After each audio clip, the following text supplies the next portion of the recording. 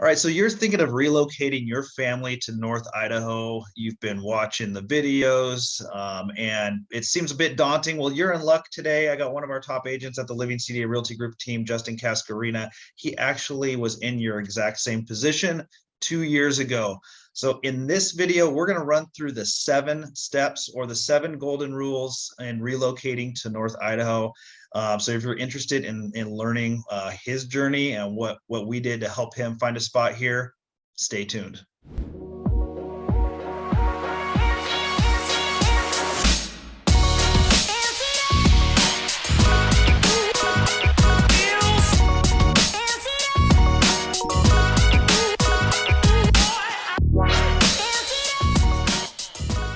Hey, what's up, guys? This is Conor Hammons with the Living CDA Realty Group.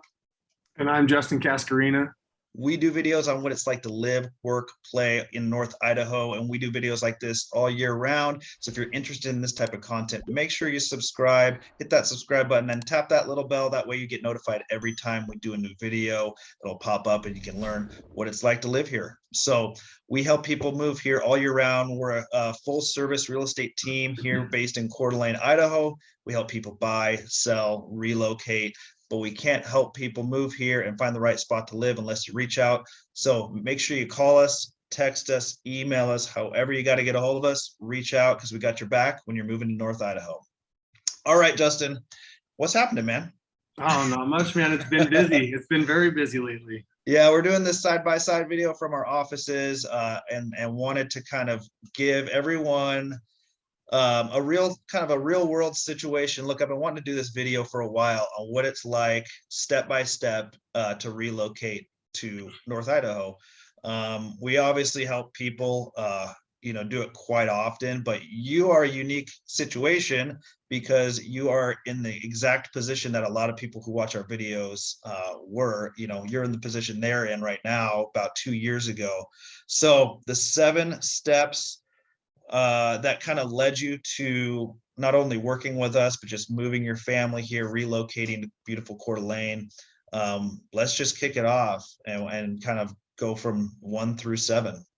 Okay, so for my process, step number 1 was the actual decision to move here. Personally, I knew that I wanted to live in Idaho for probably about the last 12 years. Met my wife about 10 years ago, and then convincing her took some doing. And that's a common theme that I hear from people.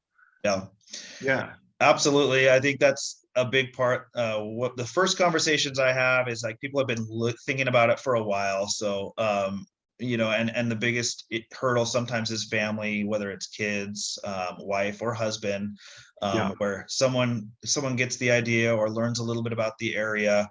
And it seems like a giant task and a scary thing. But the seed's got to be planted somewhere, right? Right, absolutely, yeah. And then so part of that process for us too was I love the mountains. I love being outdoors. My wife loves water. She wanted to be near the ocean. I wasn't about to do that. So yeah, this area has a good compromise for us, and that played a big part into it. In addition to, we have some kids who are about preschool age, and so researching the schools, finding a place that was safe for them to raise them, and or offered the same value set that we wanted them to have in their upbringing. Those were probably the biggest key components for us. Okay. Yeah. So that number 1 step is just making that decision to move from where you were. And so, and just for some background, where were you living? Kind of where were you originally from? Where's your wife from? Give some context there. Yeah, so we're both from Northern California. We're both from the Redding area. I spent some time in San Francisco for college.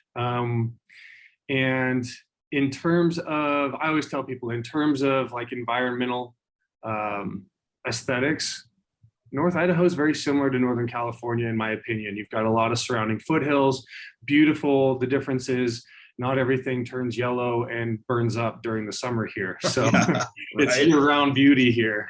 Yeah, no, absolutely. And so, so that first decision, that was step number 1 is like, okay, and what triggered that decision on wanting to move, making that decision? Honestly, it was having the kids. and seeing the way that we didn't agree with some of the things that were going on in California, and wanting, again, that different value set and different upbringing for our kids, Gotcha. and finding that area that is going to offer that.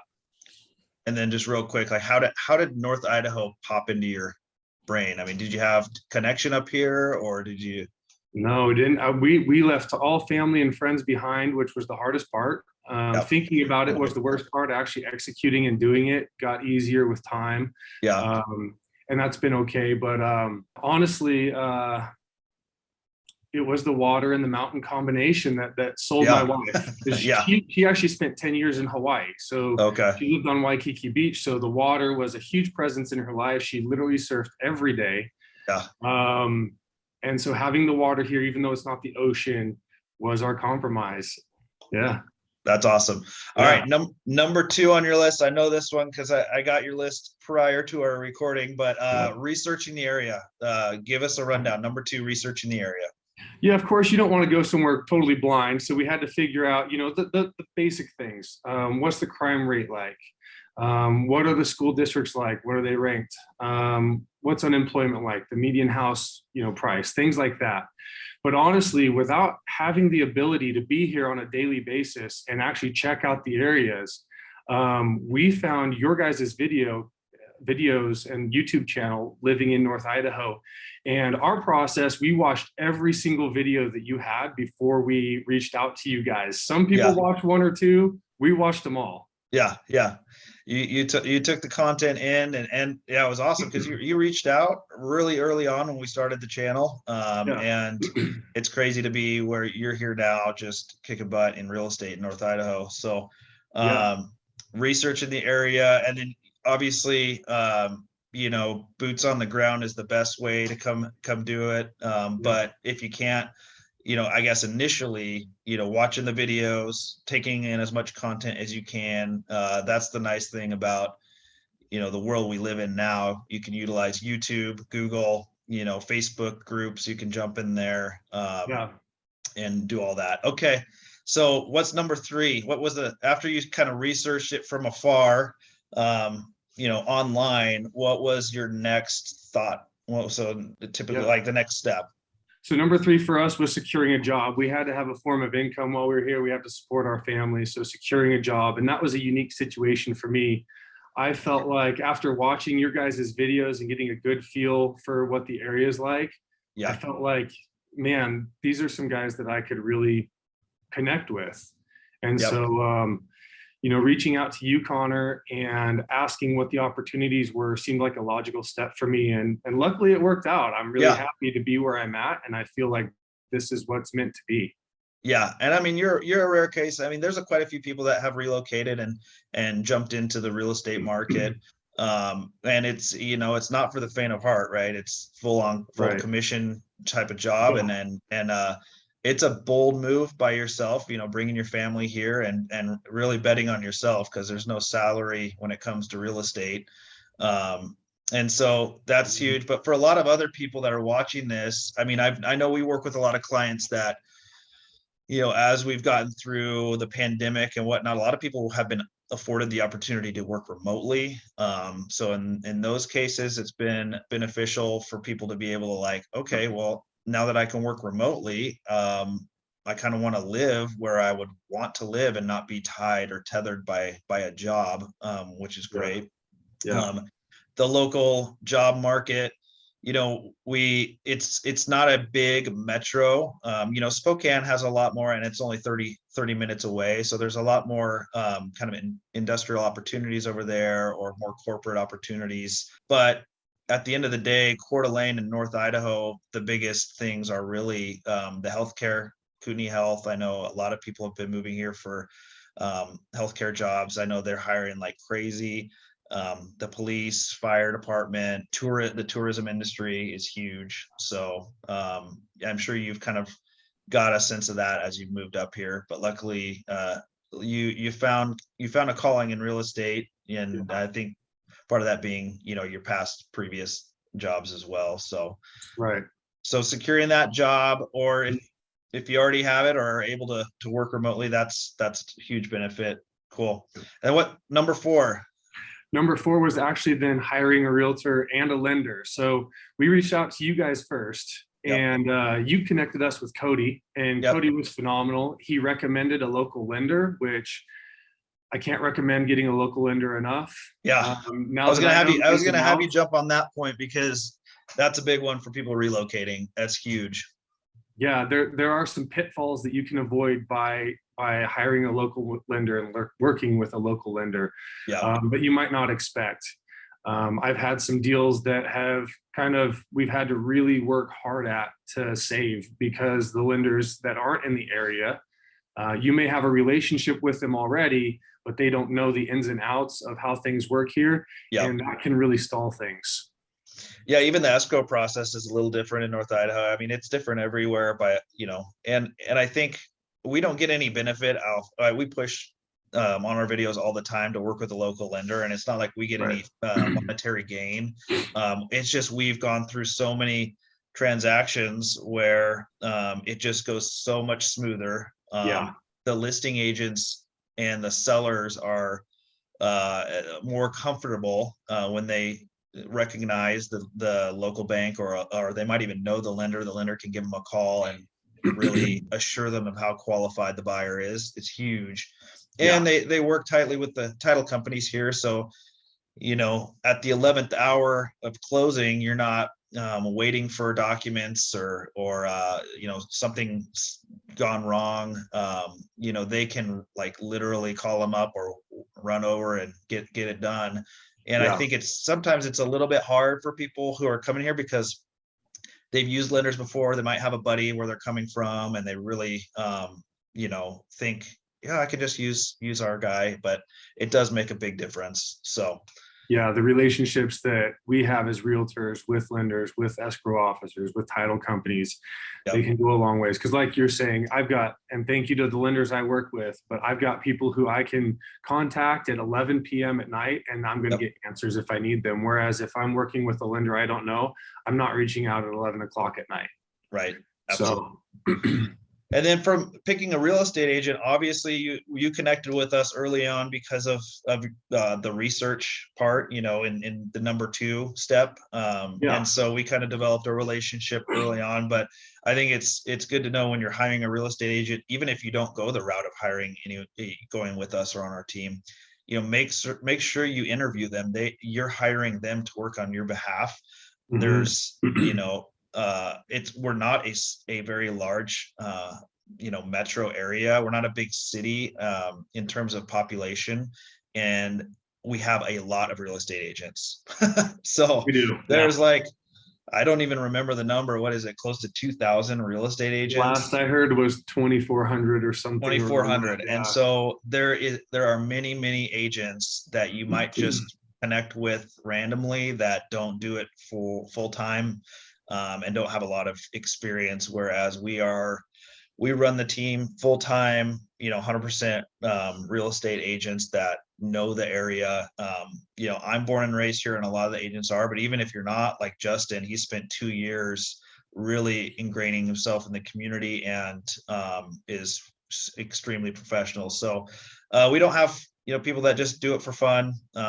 And so make sure you're hiring the right person, both real estate agent and lender. So yeah, and it was nice. The reason that we wanted to go with you guys, one was because you demonstrated your expertise so well and your knowledge of the area, but 2, your real estate agent needs to be someone that you can connect with and you jive with on a personal communicative level, because you're going to be dealing with them quite a bit. And we love all deals to go as smoothly as possible, but that doesn't always happen. So when times get tough, you need to have someone who you can trust, you can go to, and feel comfortable working through those hard challenges together. Yeah, you really are a partner through the whole process, finding the home and through the escrow process. And so you got to really connect and jive with your agent. And we don't, sometimes it's not a right fit. And the really cool thing about this YouTube channel and helping people move here is the people that usually reach out to us are people that connect with us, and we have a great time selling houses to them. So number 5 we have on the list, visiting the area. So what was that step like? Yeah, so like I said, we got a good feel from the videos, but we took it one step further and knew we wanted to actually check out the areas ourselves. So we booked off, we came out twice. We Yep. wanted to come right in the middle of winter to see what that was like, because being from California and specifically Northern California, our winters are very minimal. We get snow about once every 3 to 5 years, and it maybe lasts for a day. So we Yeah. wanted to see, what's that like? How bad is it really? How much do we really need to prepare? How many grams of insulation do we need to have in our boots, basically? And so we Yeah. made 2-week-long trips out here, checked out some areas. And we understand as agents that not everyone's getting the opportunity to do that. So that's a big reason why we're here. We're here to be your boots on the ground and to figure out and even potentially video some of those areas for you. Yeah. Yeah, and through working with a lot of people moving here, yeah, like yourself and hundreds of other people, it really isn't a big step is making the trip up here. And I think one mistake you don't want to make is, like, don't worry about reaching out to us to connect if you think it's too early. I don't think it's ever, if you're like, okay, it's just going to be our first trip, we are more than happy to connect you with an agent or myself and sit down at the office for an hour. We're right downtown Coeur d'Alene. And, if you're really early on, we're obviously not going to tour houses, and we probably won't give you on like a personal, driving tour all around to all the different areas, until you're a little bit closer making that decision. But we absolutely spend an hour and a half in the conference room on the big screen, pointing out different areas that you should explore, figuring out what you're into, what you like, if you like to fish, if you like to hunt, if you like to be down by the lake, if you're a boater. So we are very happy to meet with you, and at least for an hour in the conference room, and give you some insight into the area, some local knowledge. So yeah, we have reach out about that. Yeah, any stage of the process, we can serve you along that process. And I actually found that in working with my clients, I've got a number of people who say, oh, we're 6 to 9 months out.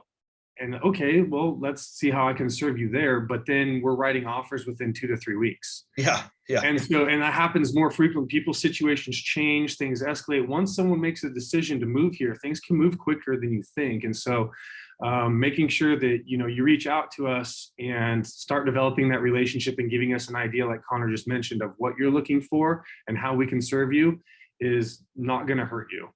No, absolutely not. And yeah, visiting that area, visiting up here in the winter, I would suggest, I think that was a good move on your part. Because I don't want to sugarcoat anything when you get here. It's a full-on 4-season environment. You get a snowy winter, and honestly, the winter drags out through the spring. And this year we had rain almost, I feel like, every day in late May, early June. Finally, for the love of God, we got some sunshine and some 80, 90 degree weather, but we waited a long time for it. So, but we don't want to just, hey, come here in the middle of July and it's all roses. And I mean, that's when everyone falls in love with Coeur d'Alene. But if you're going to be here full time and make the huge decision to relocate your family, you don't want to, be here hating 6 months of your life, right, in North Idaho. So big time, come up in the winter, come up in the summer, if you can. Cool. Number 6. Okay, so number 6, I actually kind of call like 5.5, because it's one of those intangible steps that I call it making it happen. Once you get the ball rolling to the point where you're talking with lenders and talking with real estate agents, and making that trip and visiting, and visiting, it for us anyways, it became kind of a mental game. Thinking about moving, I think we already mentioned this, but thinking about moving is hard. Thinking about potentially leaving your family, friends, not knowing anybody, the uncertainty if this is the right decision for your family. If you have kids, are we doing the right thing for our kids? Yep. That was something that I feel like I have a little perspective on. And when I have my clients relocating, I do a best job I can staying in touch with them, trying to encourage them throughout that process, because there are a number of moments where you're like, well, are we making the right decision? And for us, anyways, this is definitely the right decision. We're happy that we pushed through that. We were determined to make it happen. We knew that we wanted a better lifestyle for our children. And so there was nothing that was going to deter us. And Connor, you know, we moved at potentially the worst time possible to move, as far as like escalating prices for houses and trying to get into a home. But there was nothing that was going to deter us. And yeah, it's a long-term vision, right? It is, yeah. And we went with plan C, honestly. But we were going to make it happen. Yep. No, I think that's huge because it's a giant, huge thing to take on and think about for a lot of people. I mean, everyone's different. Some people are like, you know, are good or move around quite a bit and it's not that big of a deal, but especially when you're coming from a place where you have a lot of you've set roots down before for a while, making that move up here can it's a large thing to think about. But yeah, once you're at that point, you know, lean on us to like, you know, give you advice and get you through you know, the pros and cons and what really matters in terms of what you want to do. So we'll say, if it's not, go ahead. I was just gonna say, and if it's not, if you decide it's not what you want to do, I mean, that's totally good as well. So it's got to be right for each person. Yeah. Cool. All right, now the more practical part. So you've actually made it happen in your mind. You're like, you visited, you've met with a lender, you picked one out, you picked a real estate agent, you've done all the research. Now the practical part comes. Okay, we're doing it. What's the next step? Yeah, so the next step was actually listing our house in California and purchasing one here, and then relying on you guys, both Connor and Cody. You guys did a wonderful job helping us navigate the logistics of both selling and buying at the same time, because that can be a tricky situation, and that's what we're here to do. That's part of our job. And we've done it over and over and over again. So we've got systems and processes in place. One thing to note on listing your home to buy, you know, we're the Living CDA group. But we're part of a larger brokerage, EXP Realty, and we have connections all over the country. So if you're looking to move here and you're listing your house somewhere, if you also don't have like a agent where you're coming from, we oftentimes do the work for you in terms of vetting out agents, you know, whether it's in our brokerage or another brokerage where you live, and we can help you pick a listing agent from in your area that we think really does a good job in marketing, at least from, you know, our research online. So we can help you do that process. What's that? Being agents, I said, being agents, we have a good idea of what you should be looking for in another agent. So that's not a bad idea. And exactly. And once you're at the stage where you're listing your house, you know, it's in our best benefit because it's to sell it in order to buy, obviously. And so we want you to be in the best position in listing your home and selling it so you can buy up here. And then, you know, when you're home searching, when you're doing it online, obviously you're leveraging us as agents. So talk about that process once you got into that home searching part of the process.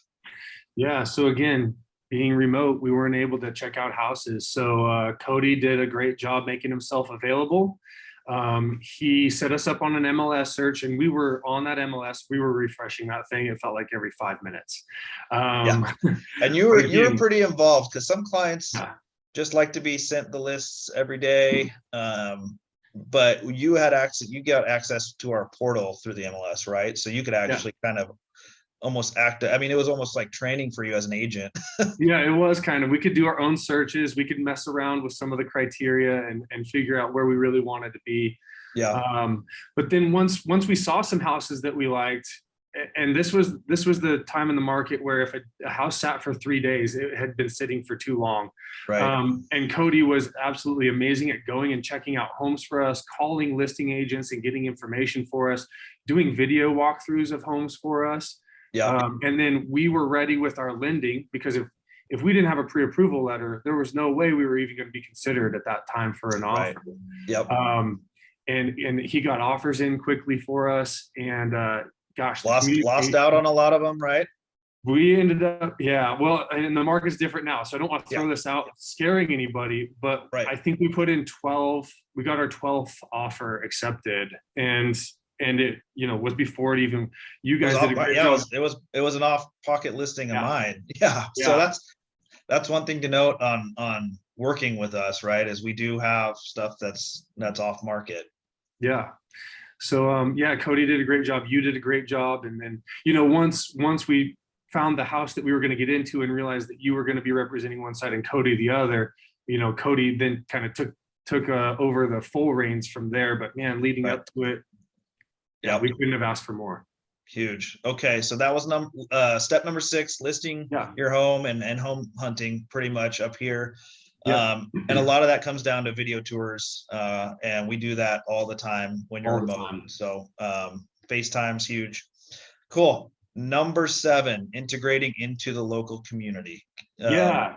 Give us, yeah. So we're past the home hunting stage. You found your home. You Mhm. closed on it. We're Now here. it's step number 7. Yeah. So integrating in the local community. A big part of that, being successful in that for me was, outside of being part of this team, which has amazing connections, was just going to and attending all the local events that I could make it to, and which there are a number of. There seems like there's always something going on. There's always farmers markets or street fairs or parades or what have you. There's a lot of things to do here. And even in the surrounding communities, there are, if you didn't make the festival here, you're going to make the festival that's 20 minutes, 30 minutes up north, Right. Yeah. And then another piece of that was the clubs or the groups. So I joined a group called the Kootenai County Young Professionals, which is a volunteer organization that kind of serves the community. I did some networking through that, met some great individuals, and I feel good about serving our community through that. And then go ahead. There's a ton of groups like that here, and I think it does serve you well once you get here to get involved with things that you enjoy. I'm part of the Coeur group here, which is a group of young businessmen who pretty much just spend time volunteering and raising money for nonprofits. So I do a lot of work through the Coeur group. Like you said, Kootenai County Young Professionals, Rotary, there's a lot of different groups for whatever you're into. And I know you really got in. I mean, you're a big hunter, so you started some archery stuff. Yeah, I'm on the board of directors for an archery club now. And so making contacts, and that's what I love to do. And that's what I suggest that people do is just, find your people doing what you love to do. Yeah. And if you have kids, I mean, getting them involved as well, there's a lot of rec sports activities. Oh yeah. Runs the gamut. I mean, a lot of people that come up here, sometimes think it's so small that there's maybe not a lot for their kids to do, but there is, pretty much anything you can think of, they can get involved in. So yeah, it's endless. It is endless. And there's a lot of YouTube channels or social media channels about meet and greet type groups for hiking, for biking, for off-roading, for swimming, whatever you want, it's out there. Fly fishing. I mean, and that's a part of it too, is like getting in. A lot of people are moving here for the outdoor activities, and there's groups for about anything you need. So I think that's definitely huge. And I guess that rolls into my final question for you. What's it like after you move here being a Californian? I mean, what kind of hate have you got? Yeah, there's definitely a stigma about it, isn't there? So the funny thing is, when I first moved here, I realized that if you're coming from anywhere outside of the area, you're a Californian. It doesn't matter if you're actually from California, just anybody moving in from out of the area is a Californian. Yeah. Totally. So I thought that was kind of interesting. Well, it's funny. I saw a bumper sticker on the back of a truck the other day that said Californians are an invasive species, and the license plate on the truck was from Texas. Yeah. Yeah. Well, that's the question I ask folks is like, hey, you've lived here your whole life. How long do I have to live here before I can start saying, hey, get out, whatever. But honestly, no. Do I have to change my license plates before I get over there? Am I going to get my car keyed? Am I going to? No, honestly,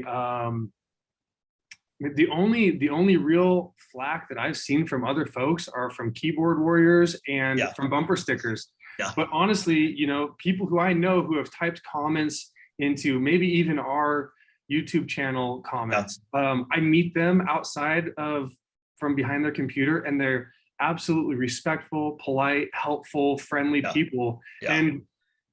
And that's just the way that I think people are raised here. That's the type of people that this area attracts. Yeah. And so I've had zero problems. Yeah, I mean, when people come here, they really do comment about really how nice people are here, and it is a stigma, and people might be hiding behind keyboards and whatnot. But to be honest, I was fortunate to be born here and raised here. But my parents relocated from Arizona back in the 70s, and then growing up, even in the 80s, 90s, most of my friends moved here from California or different areas, and so it's just the way of the world. People move to different areas, and I think everyone that's coming here is just searching a little bit more for that outdoor activity, small town feel, and the safety factor. So yeah, and it's understandable. I mean, it's a beautiful area. You want to keep it to yourself, but that's not the way. Yeah, the nice thing is we're surrounded by so much national forest land that it can't grow too big. Right. Yeah. So at the end of the day, no real hate seen in terms of your real world experience. So that's good. Good. Yeah, honestly, yeah. And to tell you the truth, the people who I find are the most adamant about giving people a hard time are the people who have relocated already. Right. They've been here for 3 years instead of been here for 2 years. Yeah. So awesome, Justin. I mean, obviously, we love having you on the team, and you're kicking ass in terms of working with clients and helping them out. And reach out to us if you have any follow-up questions, and we can get you in touch just with Justin in terms of like what it was actually like. And kind of he can elaborate on more of these steps for you, or the 7 golden rules of relocation to North Idaho. But we can't help you through that process or help you find the right spot to live, whether it's in the country on acreage or downtown close to the water. We can't help you unless you reach out. So make sure you call, text, email us, however you got to get a hold of us, reach out, and we'll help you find the right spot to live. And until the next video, thanks, Justin. Yeah, we'll see you later. Welcome. Good talk, Connor.